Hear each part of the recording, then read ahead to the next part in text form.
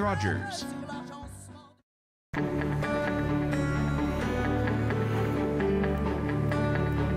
Vous regardez TV Rogers, Ottawa.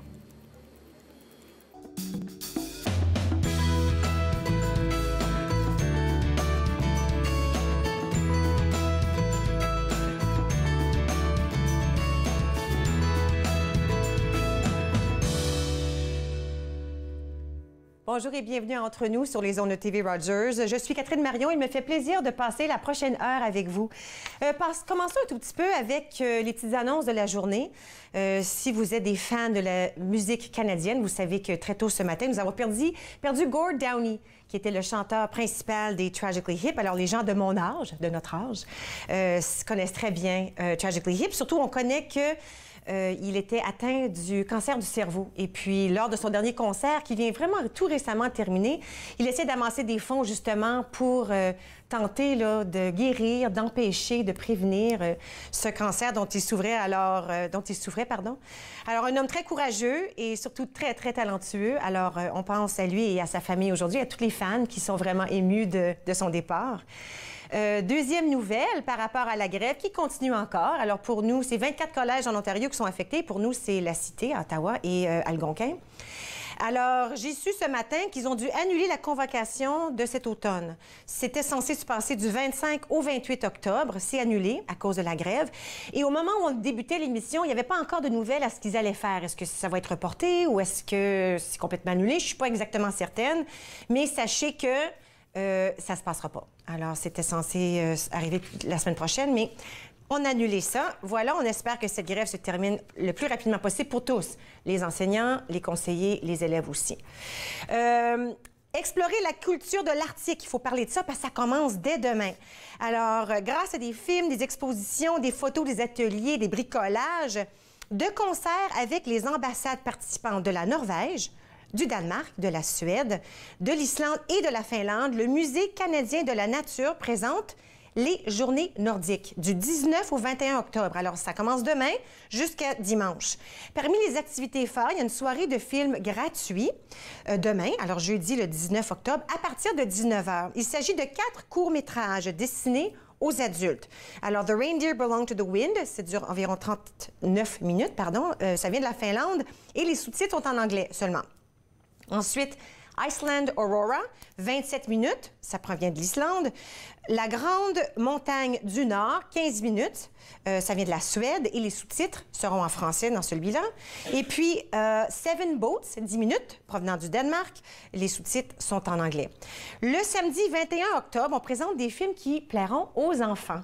Alors, Opération Arctique dure 89 minutes, ça vient de la Norvège avec les sous-titres en français. The Flight Before Christmas, 92 minutes, sous-titres en anglais seulement. Et Aigain, 10 minutes, provenant de la Finlande et les sous-titres sont en anglais aussi. Au centre, ça c'est vraiment intéressant parce qu'au centre de la rotonde trônera un lavo qui est une tente traditionnelle Sami.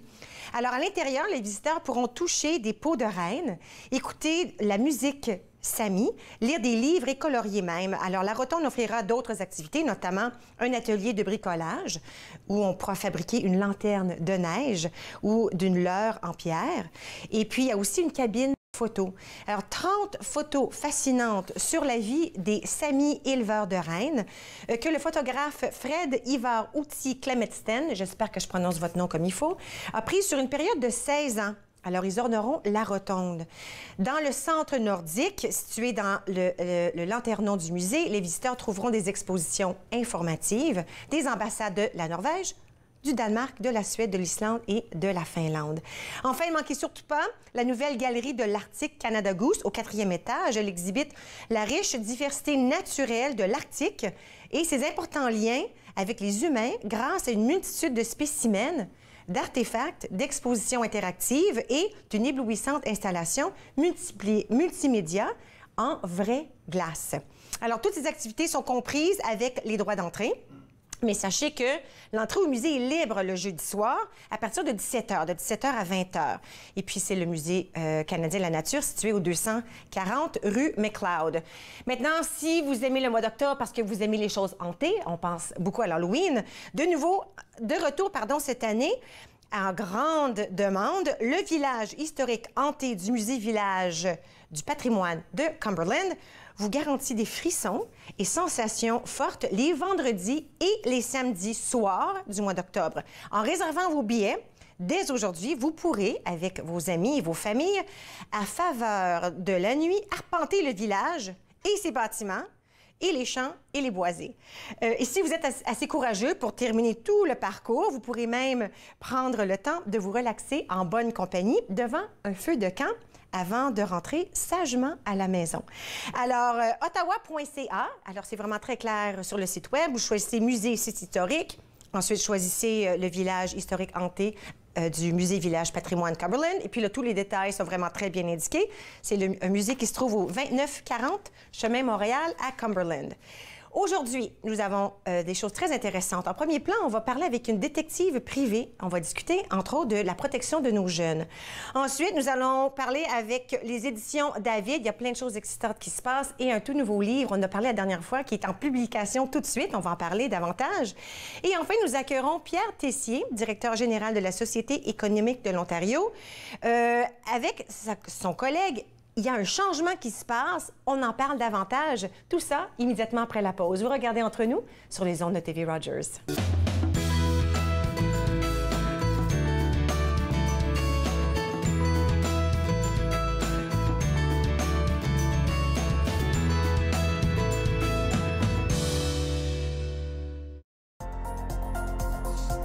L'émission suivante vous est présentée par la télétransportée Rogers. Profitez du contenu exclusif gratuitement. Disponible au www.rogersanyplacetv.com. Mon nom c'est Diana Ombé et je suis bénévole stagiaire à TV Runners. Je suis en majeure partie occupée de la Régie Plateau pour l'émission Entre nous et d'acquérir des connaissances sur le terrain. Ici, tout le monde est super sympa, on veut vous aider, on veut vous apporter votre soutien dans les différentes activités à mener. J'ai aussi apprécié le fait que c'est très convivial et qui donne la possibilité aux jeunes de pouvoir exprimer leur talent et leur passion. Je pense que Rogers est vraiment le meilleur endroit. Vous croyez pouvoir conduire après avoir consommé de la drogue? Détrompez-vous. La conduite avec les facultés affaiblies, que ce soit par la drogue ou par l'alcool, est illégale. Et en Ontario, les conséquences sont les mêmes. Si la police soupçonne que vous conduisez avec les facultés affaiblies par une drogue ou une combinaison de drogue et d'alcool, votre permis de conduire peut être suspendu immédiatement pour une durée maximale de 30 jours. Vous devrez payer une pénalité de 198 $. Vous pourriez être accusé de conduite avec les facultés affaiblies comme avec l'alcool. Conduire après avoir consommé n'est jamais acceptable. Je vous lance l'invitation d'être là à chaque semaine avec ma brochette d'invités de chroniqueurs. On parle de toutes sortes de sujets. Je suis certaine que vous allez être intéressés. Nathan parle, mercredi 19h sur TV Rogers.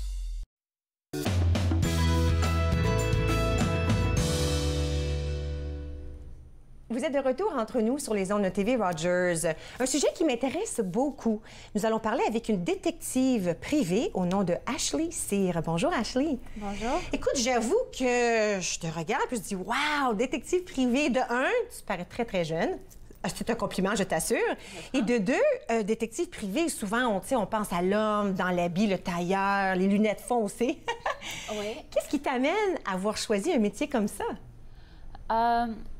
Honnêtement, la façon que je me fais élever, ma jeunesse, c'était quelque chose qui était vraiment proche. Une fois que je m'ai élevée, j'ai été à travers l'école. L'expérience que j'ai vécue après, j'ai travaillé pour le gouvernement en faisant des background checks. OK. Puis, éventuellement, j'ai aussi fait la sécurité, genre loss prevention dans les magasins, les personnes cachées. Puis, j'ai déménagé au territoire du Nord-Ouest, puis j'ai travaillé pour la GRC à un moment donné comme garde de prison. Wow, ça devait être un métier intense. Moyennement difficile. Oui. Oui, mais spécialement au territoire du Nord-Ouest, c'est différent. C'est pas comme ici, tu es la seule personne qui travaille, puis tu peux avoir une personne que tu gardes, en même temps, tu peux en avoir 6. C'est des hommes puis des femmes dans la même prison, dans la même unité. C'est ça. Donc, c'est intense, mais des petits villages, vraiment, tu n'as pas vraiment plus que 200 personnes en fois dans le village comme tel, donc tu apprends à connaître les gens. Oui. Tu apprends aussi à les voir plus souvent aussi. Mais après avoir vraiment l'expérience, quand j'ai retourné à Ottawa, puis j'ai retourné au gouvernement, j'étais vraiment pas contente. J'étais pas nécessairement impressionnée non plus. C'est des tâches que tu fais pareil à tous les jours. Donc, éventuellement, j'ai lâché le gouvernement. Je savais pas qu'est-ce que je voulais faire, mais je savais que j'étais toujours passionnée pour trouver des réponses à des solutions ou des solutions à des problèmes que vraiment tu penses impossibles. D'accord.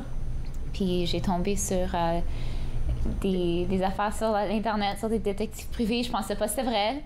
Puis éventuellement, j'ai pris mon cours, puis je voulais pas travailler pour quelqu'un d'autre, donc j'ai commencé mon agence. Alors, en plus de changer de carrière, de laisser ta carrière sans même savoir trop où tu allais, tu as pris le saut, tu t'es instruit et puis tu as commencé ta propre entreprise.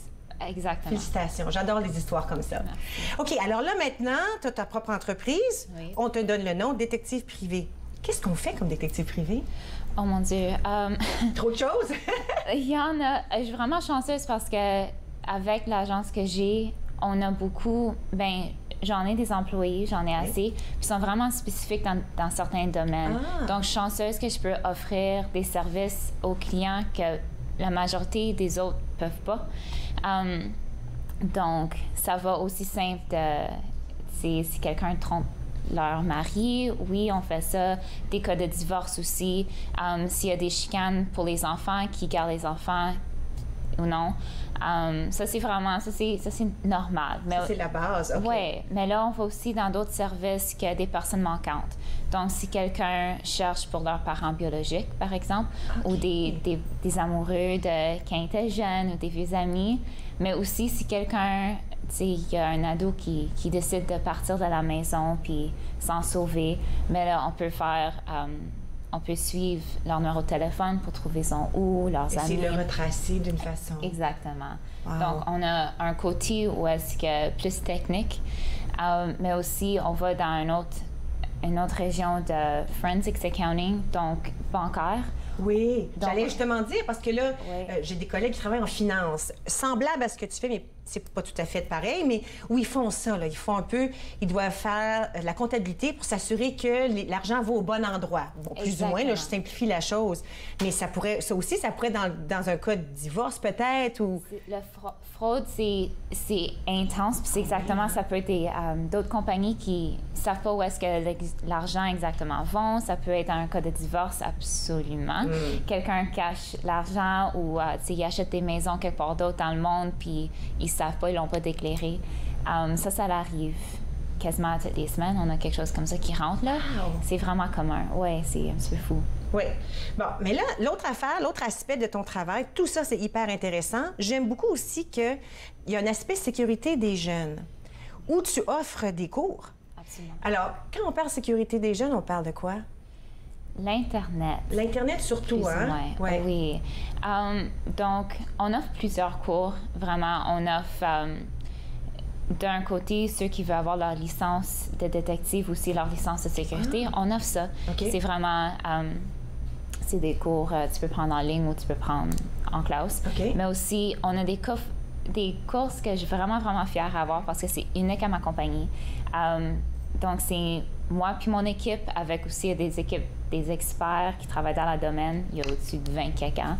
Puis, on a travaillé vraiment fort pour assurer que le matériau qu'on démontre aux gens ou qu'on les enseigne, c'est à date aussi. C'est pas quelque chose qui Parce que quand on parle de la sécurité cybernétique, ça change presque à la minute. Parce que les gens qui essaient de planter des attrape-nigots, des trucs, eux autres, ils sont aussi rapides que la solution, n'est-ce pas? Fait que ça change constamment. Sinon plus. C'est ça, exactement. Donc, à chaque quelques semaines, je me trouve dans le matériel encore, puis on fait des petits updates, on fait des changements. Puis c'est non seulement ça, mais comme les applications, il y en a des nouveaux à quasiment tous les jours. Puis les jeunes savent avant les parents. Une populaire maintenant, c'était Snapchat. Dans le temps, les parents ne savaient pas que ça existait, mais tous les jeunes l'utilisent. Mais là, les jeunes sont naïfs, on le sait. Ça, c'est comme c'est typique. Parce qu'ils sont jeunes, ils sont naïfs, ils sont jeunes. C'est ça. Ils savent pas, ils n'ont pas réalisé vraiment qu'est-ce qui peut arriver. Ouais. Mais les parents, je trouve leur plus gros défaut, c'est qu'ils qu'ils se laissent être naïfs aussi au fait que leurs enfants sont tous des anges. Jamais rien va arriver à leurs enfants. Ils font rien. Mais si tu me donnes assez de temps pour aller sur leurs réseaux sociaux, si tu me donnes assez de temps pour expliquer que ton enfant, là, il n'est pas parfait ou ton enfant, Prends des risques. Exactement. Puis c'est tellement facile d'avoir quelqu'un se tomber genre dans une routine vraiment dangereuse en ligne, que ça vient à Facebook, à Twitter, maintenant même des affaires de Tinder, de Snapchat, puis il y a d'autres applications aussi que c'est fait pour le cyberbullying. C'est tout. Puis là, les jeunes aussi, ils pensent, mais les ados, les adultes aussi, je veux pas juste dire les jeunes, là, on dit « Oh, je vais effacer le commentaire que j'ai écrit ». Une fois que c'est effacé, c'est jamais effacé.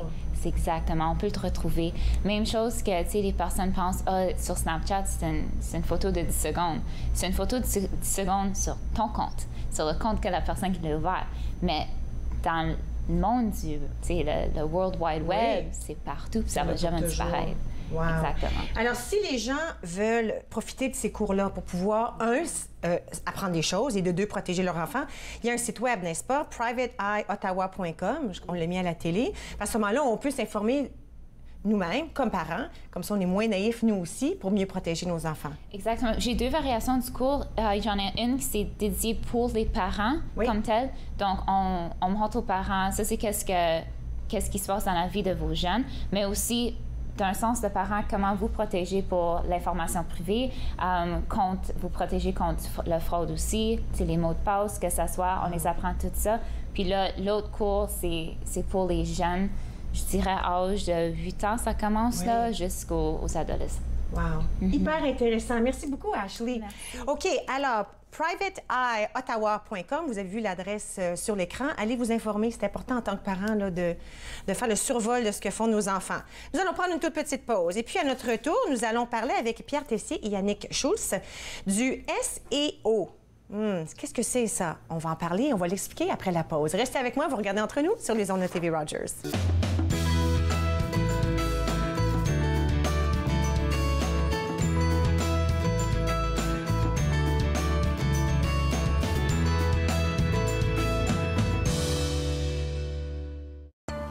À l'âge de 31 ans, je suis en attente d'une transplantation des poumons. On me dit tout le temps, « Tu n'as pas l'air malade. » C'est une chose d'avoir à gérer mes symptômes physiques, mais parce que je ne parais pas malade, je dois aussi faire face à ça. L'hypertension pulmonaire est une maladie des poumons rare qui peut être mortelle. L'HTP est incurable, mais des traitements sont disponibles. Parlez à votre médecin de l'HTP si vous ressentez ces symptômes inexpliqués. Ça pourrait vous sauver la vie. Exposés, discours, conférences, c'est à Podium que vous les retrouverez. Il y a eu différents événements déclencheurs. On se comprend qu'être artiste, c'est pas une job normale. Podium, mardi 21h sur TV Rogers.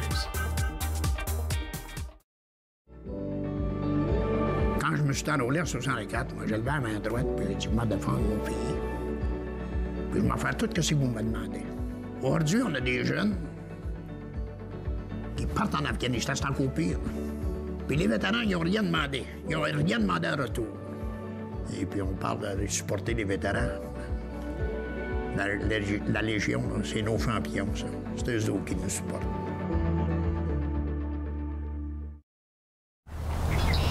Tout est secondaire, alors c'est pas des couleurs criantes. Le peintre des 4 saisons, samedi 13h30 sur TV Rogers.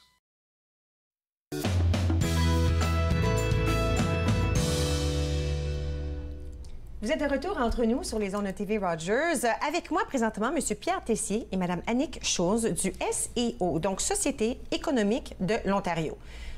Rebonjour. Bonjour.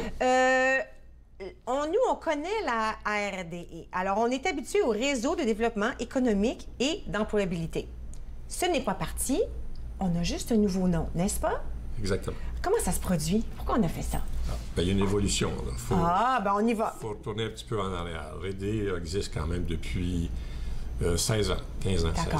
Alors, c'est une organisation qui a fait beaucoup de développement économique communautaire principalement, et qui a évolué.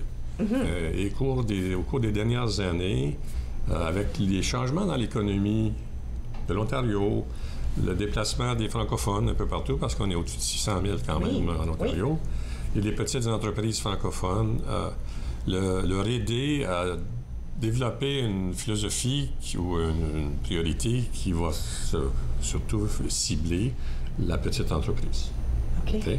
Alors, pour s'y faire, on a déterminé que peut-être qu'il faudrait regarder qui on est, comment on s'appelle. Société économique de l'Ontario, ça change un peu disons le thème de qui on est. On a quand même des associations avec différents groupes, mais on veut se donner une vocation plus entrepreneuriale. Oui. Et puis, on veut remplir un espace en Ontario là, qu'on considère qui est ouverte. C'est parce qu'il n'existe pas de chambre économique, par exemple, en Ontario pour les francophones. Il y en a déjà eu une, mais il n'en existe pas. Puis, pour les anglophones, il y a toutes sortes de services. Okay. Alors, nous, on veut prendre cette place-là. Alors, tout en continuant le travail qu'on fait déjà, on va élargir un peu notre carte d'activité, puis on va se spécialiser dans certains domaines qui, pour nous, représentent l'économie moderne, l'économie de demain, surtout pour les francophones. Alors, est-ce que c'est officiel à partir d'aujourd'hui déjà ou de... Alors, c'est déjà fait. C'est fait. On a changé le nom. Oui. Alors, Société économique de l'Ontario. Alors, maintenant, on sait qu'on vise les entreprises les francophones, ontariennes. Votre mission, par contre, ne change pas? Vraiment pas, non. Notre mission est toujours la même. Je pense que là où on va voir le changement, c'est dans la façon qu'on travaille et puis les différents programmes qu'on va mettre en place. On a identifié des priorités sectorielles, si tu veux, qui vont être développées plus activement. Si on parle, par exemple, du tourisme... Oui, j'allais dire, est-ce qu'on peut parler de ces priorités? Je peux en donner quelques-unes. Oui, absolument, allez-y, oui. Alors, on a le tourisme, qui est une activité dans laquelle on s'est impliqué depuis 3 ans, en développant la route Champlain. Alors, tout le projet de la route Champlain qui vraiment nous a donné un petit souffle de vie.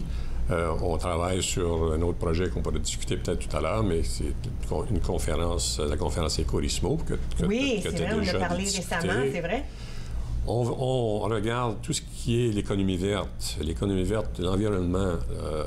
Est-ce que nos entreprises sont vraiment adaptées à la nouvelle nécessité de respecter notre planète? Alors, on veut vraiment s'impliquer de ce côté-là. On travaille avec la jeunesse. On veut vraiment encourager le développement du concept entrepreneurial chez les jeunes. Puis on parle des jeunes, là, même au primaire, primaire, secondaire. Ensuite, on a un programme de mentorat pour les entrepreneurs. Okay? Alors, on veut développer ce concept-là à travers la province. Alors, on se donne des objectifs assez spécifiques, mais où on veut voir les vrais résultats. On veut vraiment pas juste travailler pour travailler, puis dire, bon, on est bon, hein? Oui. Mais on veut voir des résultats, là, puis aller chercher l'entrepreneur qui veut travailler en français, hein, parce qu'on sait que la langue de travail, c'est l'anglais. Surtout en Ontario, le business language, c'est l'anglais. Oui. Mais il y a beaucoup de francophones qui veulent les services en français. Alors, on est là, nous, pour développer ce créneau-là. Alors, si... oui, allez-y, je ne vais pas t'interrompre. Je voulais juste rajouter quelque chose d'important avec la Société économique de l'Ontario. C'est un virage, comme vous l'avez compris, mais surtout, on va surtout travailler au niveau virtuel. Hein. Tout le volet innovation. Toutes nos plateformes qu'on va développer, c'est des plateformes virtuelles. Alors, Pierre parlait à l'instant de tous les services aux entrepreneurs, puisqu'il va y avoir un focus là-dessus. On a lancé une nouvelle plateforme qui s'appelle Espace Entrepreneur. Donc, c'est vraiment tout le continuum entrepreneurial pour je lance ma petite entreprise jusqu'à la succession de mon entreprise. Oui. Et nos 2 piliers traditionnels, que ce soit l'entrepreneuriat ou tout le volet immigration, oui, okay. On va travailler de plus en plus en virtuel, donc avec des plateformes virtuelles qui ont été développées.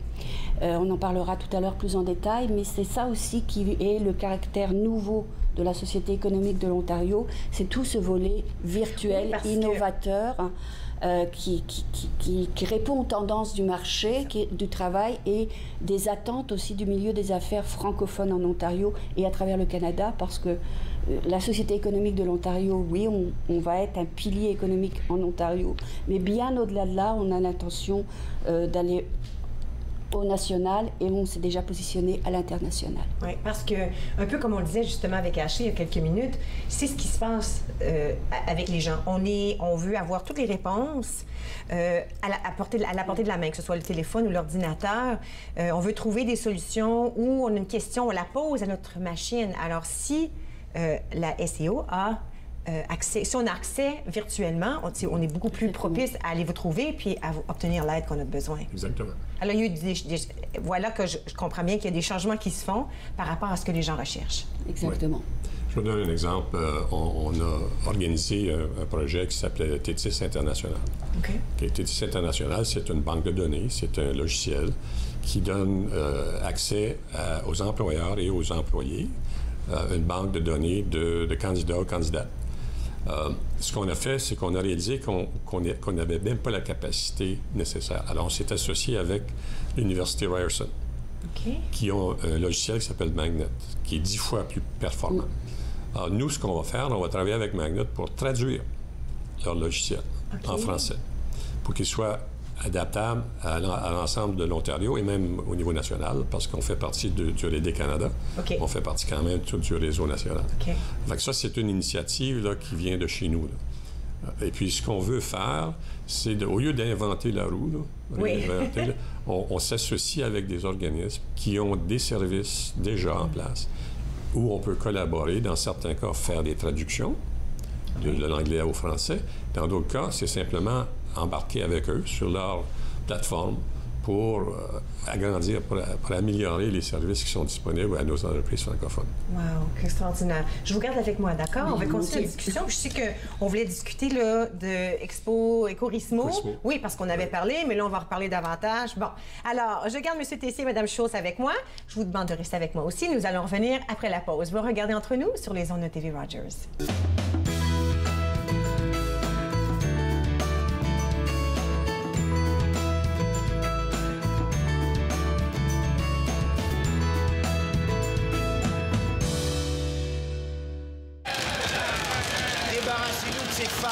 Allons, messieurs, allons, je vous en prie. Et donc, cet organe que j'ai le regret de ne pouvoir nommer, et ce à cause de la présence de ses membres du sexe féminin, qui, quoique toutes deux soient mariées, ne supporteraient sans doute pas... À la porte. Patience, Jenny. Patience. À la porte. Dr. McFarlane. Madame Trout. La médecine n'est pas une affaire de femmes. Foutez-les dehors. Si vous ne reprenez pas en main cette salle de cours, je rapporterai mot pour mot le contenu dégoûtant de votre discours à votre charmante épouse. Mon amie Jenny Trout n'a pas été la première femme à subir ce genre de choses dans une faculté de médecine. Mais elle deviendra la première femme à pouvoir exercer officiellement la médecine au Canada. Pour ou contre la viande? Est-ce que tout le monde devrait devenir végétarien? Tel est le premier débat de notre saison de Riposte. Écoutez pour voir. Riposte, jeudi 19h sur TV Rogers. À la prochaine émission de Yoga en progrès, nous allons voir la 4e partie du cours que j'enseigne en classe et vous auriez droit à quelques variations pour des poses bien connues. Yoga en progrès, lundi au vendredi 9h30 sur TV Rogers.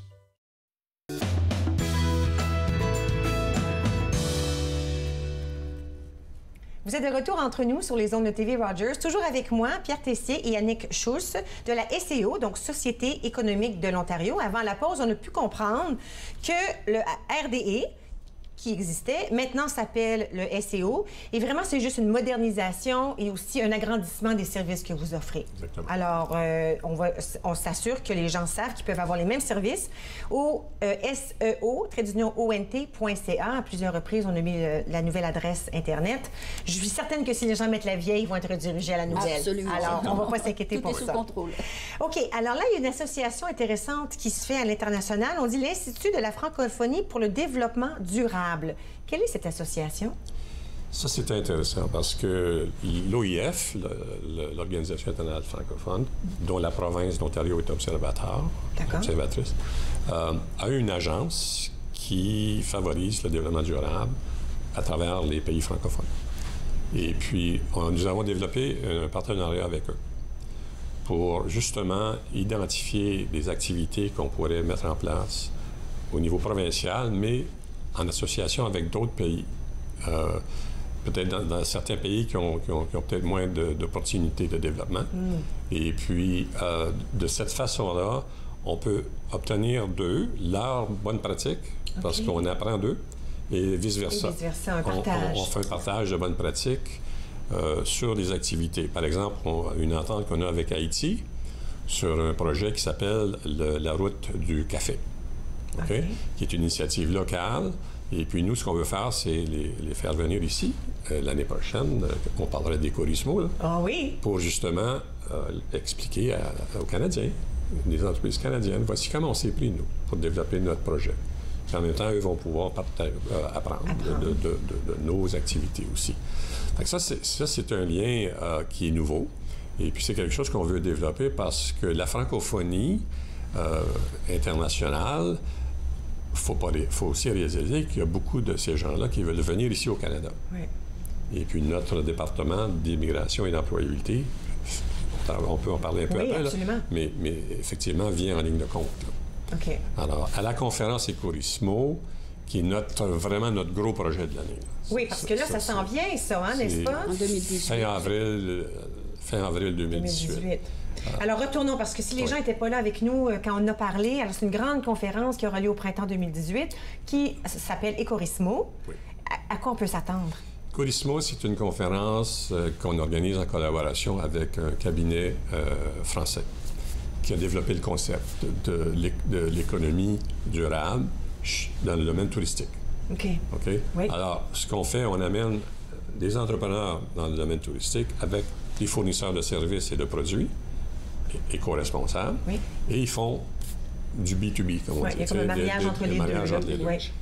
En même temps, on organise des conférences, un colloque avec des présentations de différentes sortes qui encouragent le développement durable dans le domaine touristique. Oui. Alors, dans cette enveloppe-là, dans ce programme-là, bien là, on va amener des gens de l'extérieur pour justement qu'ils puissent nous exprimer qu'est-ce qu'ils font. Qu'est-ce qu'eux font dans leur pays. Oui. Et puis, en même temps, nous, on va partager nos connaissances. Alors, on s'attend à voir, ça va être au Weston, en passant, ici à Ottawa, le 30 avril et le 1er mai 2018. On s'attend à avoir au moins 400 personnes, peut-être plus, qui vont venir. Des personnes ou des personnes qui gèrent des entreprises, un mélange de tout? C'est un mélange, mais c'est surtout les entrepreneurs. OK. Ceux qui ont déjà des entreprises, puis ils veulent vraiment devenir plus responsables vis-à-vis de l'environnement. Parce que les clients, c'est dans le domaine touristique, les clients recherchent les fournisseurs de services, que ce soit l'hôtel ou un bed and breakfast. Ils recherchent vraiment une expérience où les entrepreneurs sont responsables. Et puis, c'est quelque chose qu'il faut promouvoir. Absolument. Le deuxième point que j'aimerais aborder, Pierre, avec l'IFDD, c'est un deuxième projet qui est important, qui s'appelle Objectif 2030. Oui. Objectif 2030, c'est une campagne de sensibilisation auprès des élèves francophones, surtout à travers tous les pays de la francophonie, sur c'est quoi le développement durable et qu'est-ce qu'on peut faire comme projet en développement durable à partir des écoles, mais aussi développer tout le volet entrepreneurial. Puis c'est mettre en place 17 objectifs de développement durable qui ont été désignés par les Nations Unies en 2014 d'ici d'ici à 2030. Okay. Donc, dans notre accord avec l'IFDD, il y a vraiment 2 projets qui ont été identifiés sur lesquels on va travailler pour les prochaines années. Ecorismo, qui est quand même plus ponctuel, puisque c'est en 2018. Et puis, Objectif 2030, là, c'est un projet pérenne. Et on veut vraiment faire un gros exercice de sensibilisation des concours dans les écoles et vraiment communiquer, sensibiliser, c'est quoi le développement durable, ce sentiment écologique auprès des tout jeunes et de la population à large. Alors ça, c'est aussi une nouveauté pour Radio Ontario et la SEO, là, de tout ce volet d'économie verte. OK. Dans la minute qui nous reste, il y a aussi le volet immigration qui est vraiment très important, n'est-ce pas? Oui. Un des rôles qu'on joue, nous, c'est avec la contribution du gouvernement fédéral, c'est d'agir comme agent de placement. On a des conseillers en ressources humaines qui travaillent avec les nouveaux arrivants qualifiés et pour leur trouver des emplois. Et puis, c'est un défi parce qu'il faut qu'ils apprennent à travailler au Canada. Oui. Alors, ils ont toute une série il y a des formations. Il faut vraiment les préparer, même préparer un CV. Ici au Canada, c'est pas la même chose qu'en Europe ou en Afrique.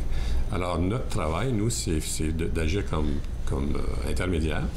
Alors, dans le moment, on s'en va à Destination Canada, à Paris et Bruxelles, pour une grosse foire. Okay. On va probablement rencontrer à peu près 1000 personnes en 4 jours. Wow. Pour les préparer à venir. À s'insérer. Pour savoir qu'est-ce qu'ils doivent faire pour venir ici au Canada. Okay. On parle des francophones, parce qu'on veut quand même augmenter notre pourcentage de francophones en Ontario. Donc ça, c'est vraiment un domaine très important pour nous. Parce que on fait le lien entre l'économique et le social et l'immigration. Extraordinaire. Écoute, je suis contente de savoir que le radio n'est pas parti, c'est juste qu'on a changé le nom et puis on a agrandi un tout petit peu. La mission est un petit peu plus grande, on a modernisé, c'est vraiment très intéressant ce qui se passe. Merci beaucoup d'avoir partagé cette nouvelle avec nous. J'invite tous les gens à la maison d'aller visiter le site web.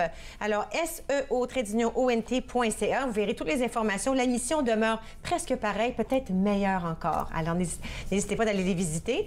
Nous allons prendre une toute petite pause et puis à notre tour, nous allons parler des éditions David et des choses excitantes qui se passent dans le domaine des livres et de la lecture. Reste avec moi, vous regardez Entre nous sur les ondes de TV Rogers.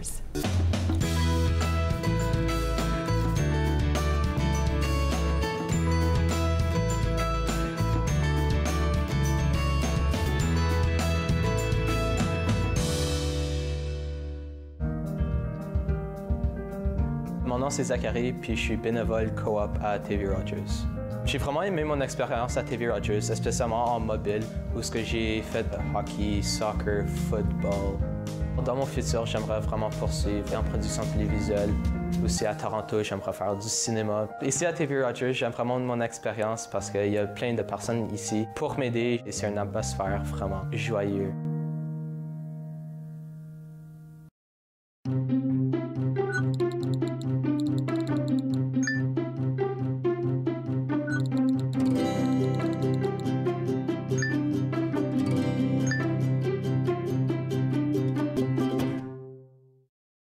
Au cours d'un examen de routine, le pédiatre de notre fille a détecté un souffle au cœur. Nous avons pensé qu'un ECG confirmerait que nous n'avions rien à craindre, mais nous avons été choqués par un diagnostic d'hypertension pulmonaire. Les samedis matins, c'est fait pour jouer, pas pour les médicaments. L'hypertension pulmonaire est une maladie des poumons rares qui peut être mortelle. L'HTP est incurable, mais des traitements sont disponibles. Parlez à votre médecin de l'HTP si vous ressentez ces symptômes inexpliqués. Ça pourrait vous sauver la vie. Tu aimes bricoler, t'amuser et bouger? Je t'invite à la ferme de Jojo. On va s'amuser. À la ferme de Jojo, 2 épisodes de chaque jour dès 8h sur TV Rogers.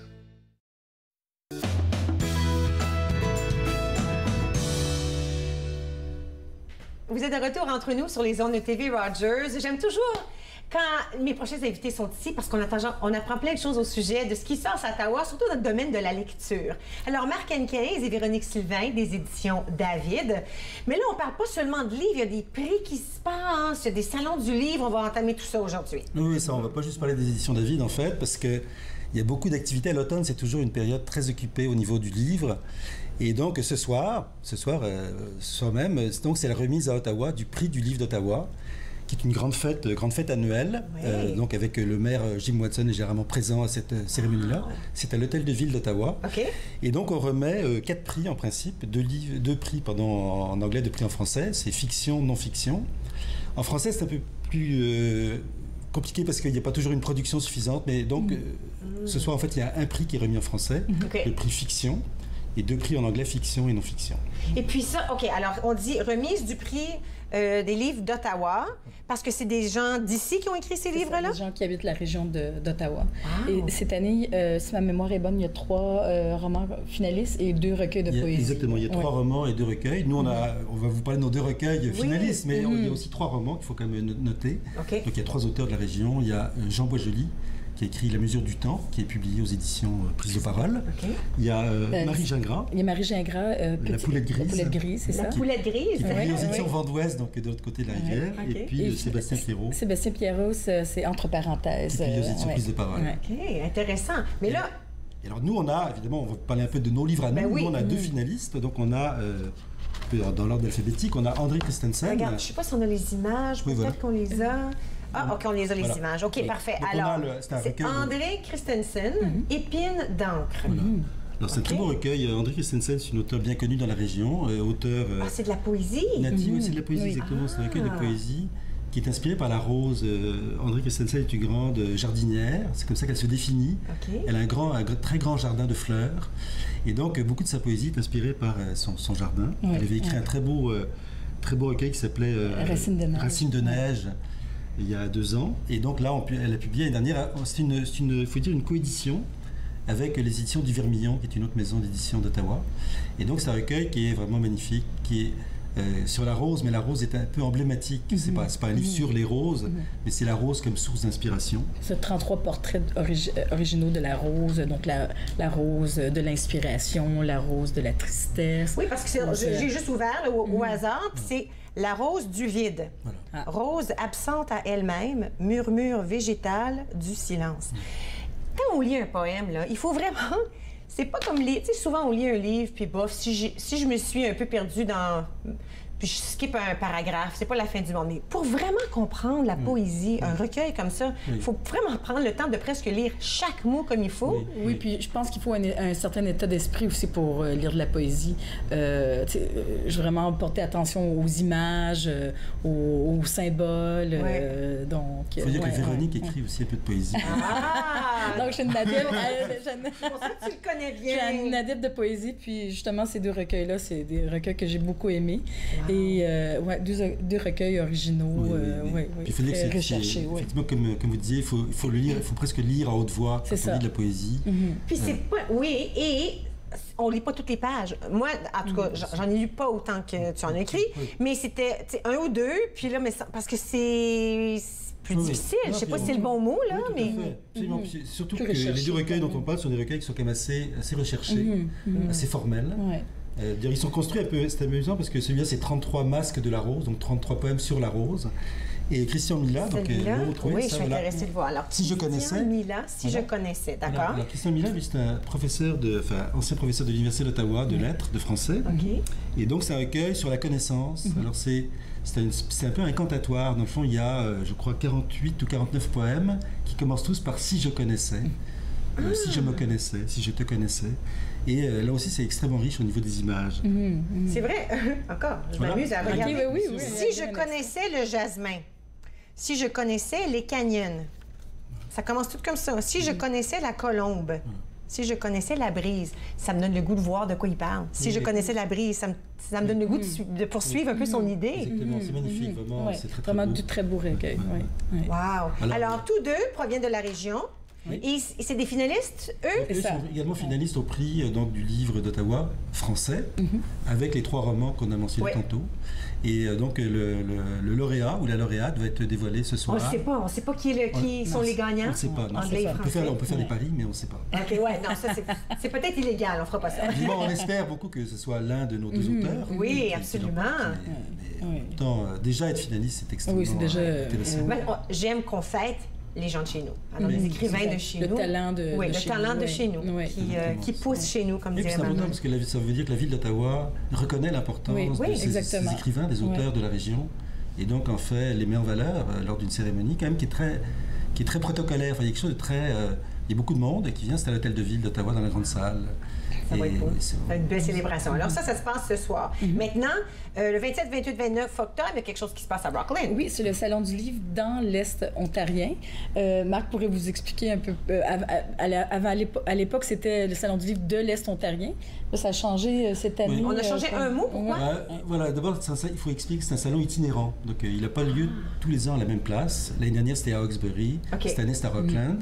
L'année d'avant, c'était à Embrun. Donc, le salon veut vraiment se promener dans Prescott Russell. Ça, c'est une volonté du salon. Alors, dans l'Est ontarien. Alors, voilà, donc le salon, voilà, dans l'Est ontarien, pour dire on se promène dans l'Est. Et en même temps, on est ouvert aussi aux auteurs de partout. On est dans l'Est, mais on n'accueille pas seulement des auteurs de l'Est, on accueille aussi des auteurs d'ailleurs en Ontario. Nord, Sud, Ouest. Du Québec, oui, et peut-être même internationaux. Enfin. OK. Alors, à quoi on peut s'attendre à ce Salon du livre? Le Salon du livre, bon, il y a des ateliers d'écriture que certains auteurs vont offrir dans les écoles secondaires de la région.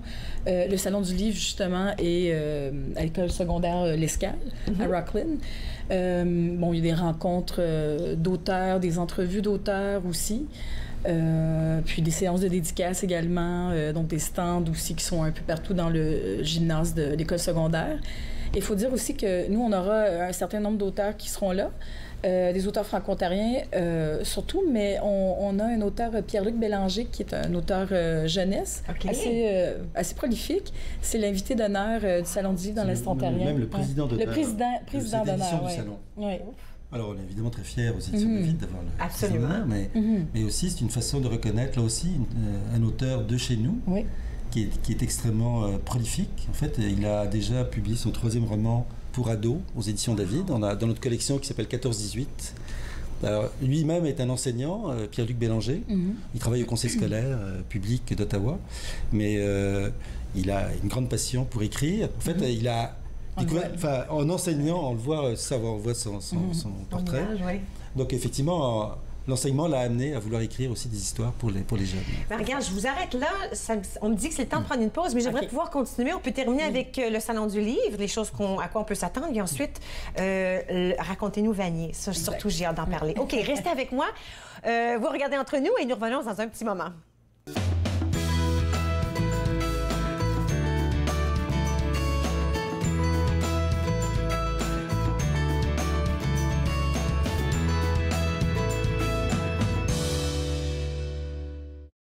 À notre prochain rendez-vous de C'est bon cuisiner, j'aurai l'occasion de vous enseigner le millefeuille, la gazpacho et la salade de betterave. C'est bon cuisiner, lundi 15h30 sur TV Rogers. Les crises humanitaires frappent de plus en plus de gens à travers le monde. Heureusement, il existe des organismes pour leur venir en aide. Mais parfois, la demande est si grande que même avec la meilleure des volontés, on ne peut y arriver seul. Voilà pourquoi au Canada, les associations se regroupent pour former la coalition humanitaire. Car ensemble, nous sauvons plus de vies. Vous croyez pouvoir conduire après avoir consommé de la drogue? Détrompez-vous. La conduite avec les facultés affaiblies, que ce soit par la drogue ou par l'alcool, est illégale. Et en Ontario, les conséquences sont les mêmes. Si la police soupçonne que vous conduisez avec les facultés affaiblies par une drogue ou une combinaison de drogue et d'alcool, votre permis de conduire peut être suspendu immédiatement pour une durée maximale de 30 jours. Vous devrez payer une pénalité de 198 $. Vous pourriez être accusé de conduite avec les facultés affaiblies comme avec l'alcool. Conduire après avoir consommé n'est jamais acceptable. Lors de la prochaine classe, nous pratiquerons un kriya pour le 6e centre d'énergie, le chakra de l'intuition ou 3e œil, appelé Ajna. Cliquez Yoga, samedi-dimanche, 9h30 sur TV Rogers.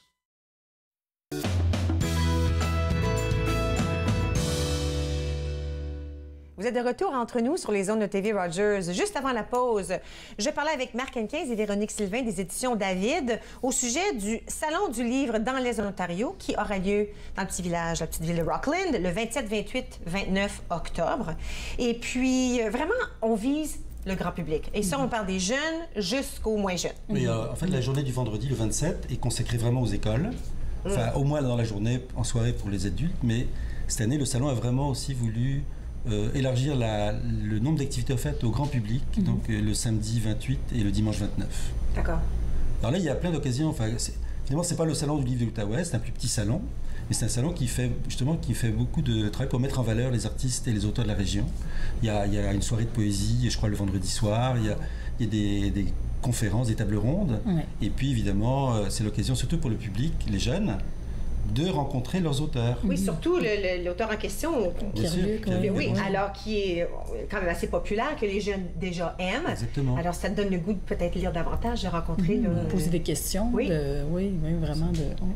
Et puis là, sans vous truquer, est-ce qu'on sait à peu près combien de livres on peut trouver à l'intérieur du Salon du Livre? Plusieurs. Ça, c'est une bonne question. Alors, je dirais sûrement plusieurs milliers. Mais on peut acheter. Je peux partir de là puis acheter un livre ou deux. Là, si oui, bien sûr. Oui, je pense qu'il y a une cinquantaine d'auteurs au moins qui vont passer au salon. Donc, c'est vraiment l'occasion de... D'ailleurs, nos auteurs seront au stand du RFC, du regroupement des éditeurs franco-canadiens. Donc, on sera là, il n'y aura pas seulement prise de parole. Les maisons d'édition franco-canadiennes, l'Interligne d'Ottawa, Vermillon. Et il y a aussi l'Association des auteurs de l'Ontario français qui va être là. Donc, vraiment, je dirais que c'est un peu une fête des auteurs et de la littérature de la région. Francophone. Exact. En plus, francophone, on aime ça. OK, là, la dernière fois qu'on était ici, on s'approchait de la date limite de remettre les textes pour le concours Raconter Vanier. Là, ça s'est passé. Vous avez reçu les textes. Est-ce que vous savez combien vous avez reçu de textes, à peu près? Reçu une cinquantaine. Wow! Oui, une bonne cinquantaine. OK, alors, pour les gens qui n'étaient pas là, peut-être la première fois qu'on a parlé, qu'est-ce que c'est ce concours, grosso modo? Je vais laisser Véronique. Oui, mais racontez-nous Vanier, en fait, c'est un peu, ça fait une suite au concours écrit pour se raconter. Oui.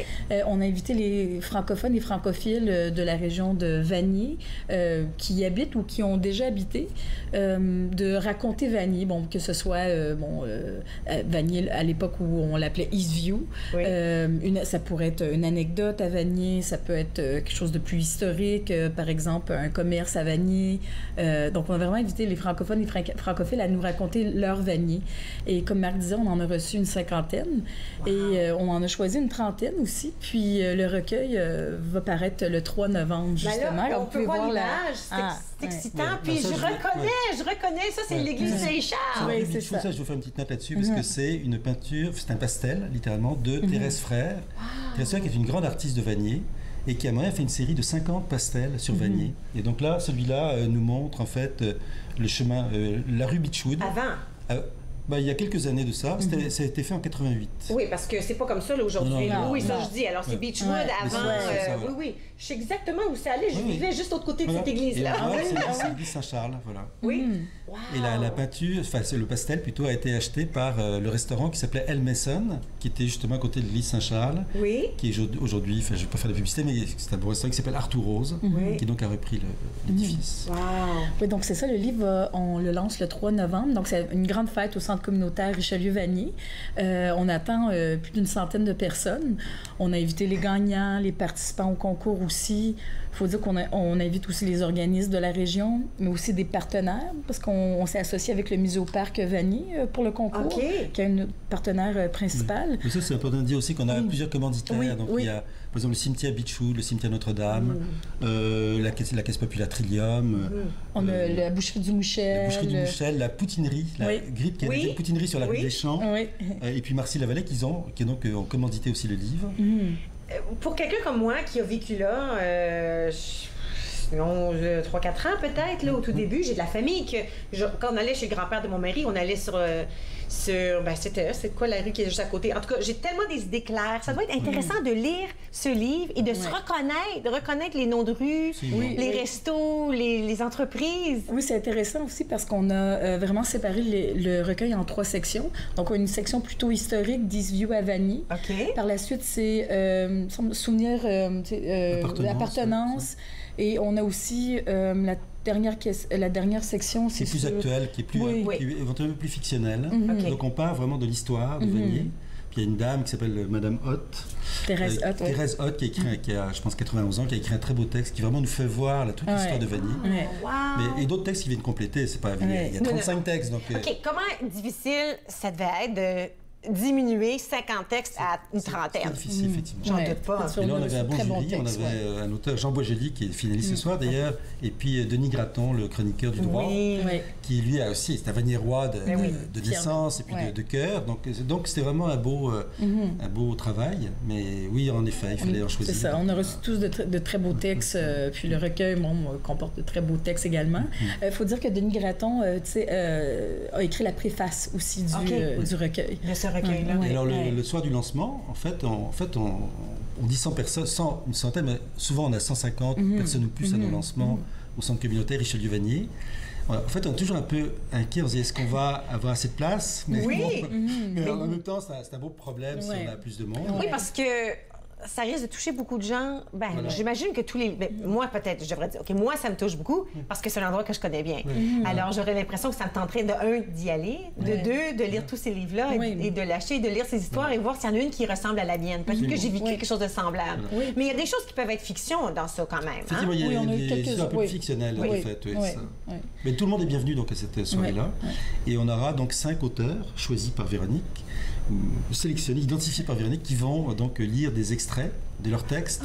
Alors, donc ça va être une occasion, ça va vraiment être une fête autour de ce livre-là, et puis autour de Vanier, parce qu'il y a aussi plusieurs personnalités de Vanier qui vont être présentes. On a des députés aussi qui seront, justement, Nathalie Desrosiers, qui va être aussi... Oui, alors, regardez, on a presque fini, je vous jusqu'à la fin aujourd'hui. Bougez pas. On va prendre une pause. À notre retour, on va garder notre dernière minute et demie avec nos invités. Restez avec moi. Vous regardez Entre nous sur les ondes de TV Rogers.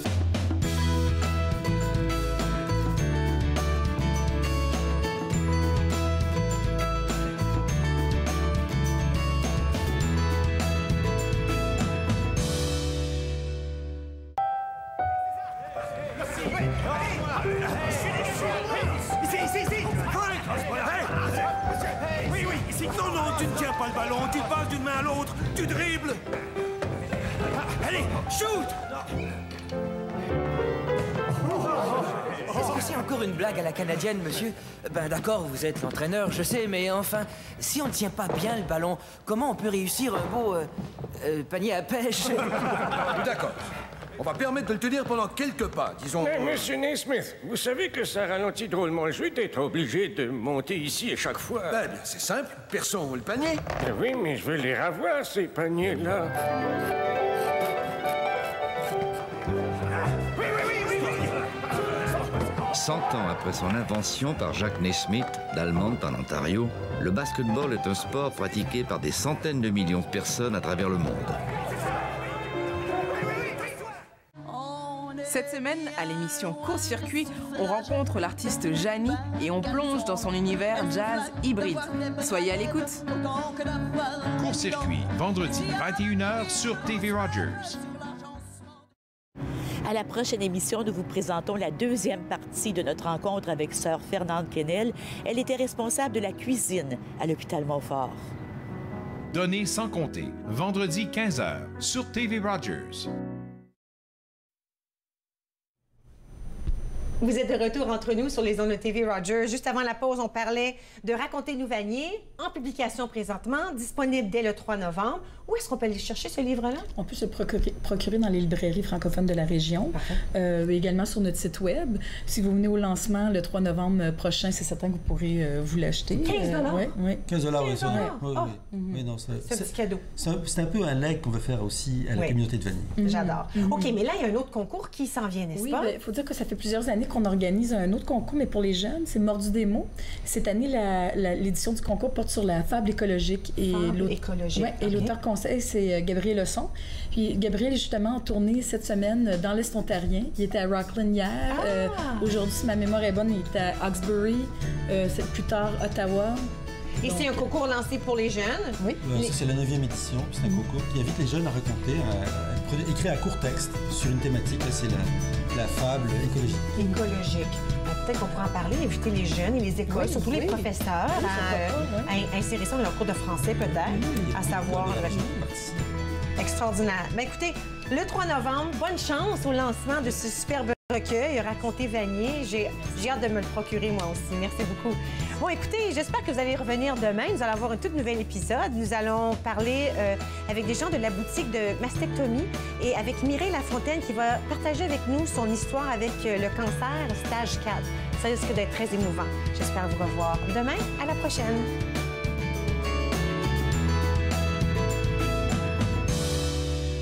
Faites-nous part de vos commentaires en composant le 613-521-2323 par courriel sur Facebook et Twitter.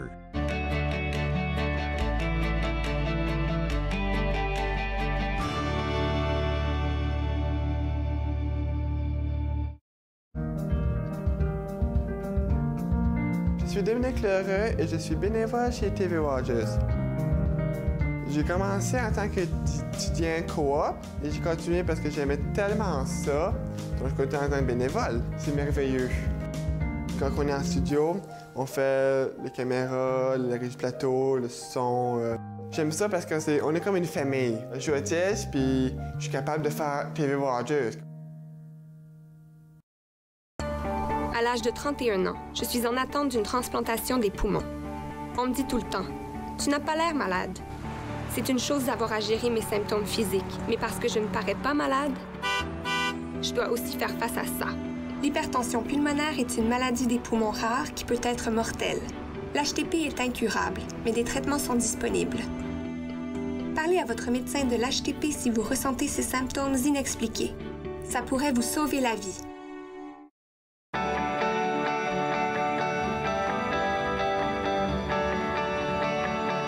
Vous regardez TV Rogers, Ottawa.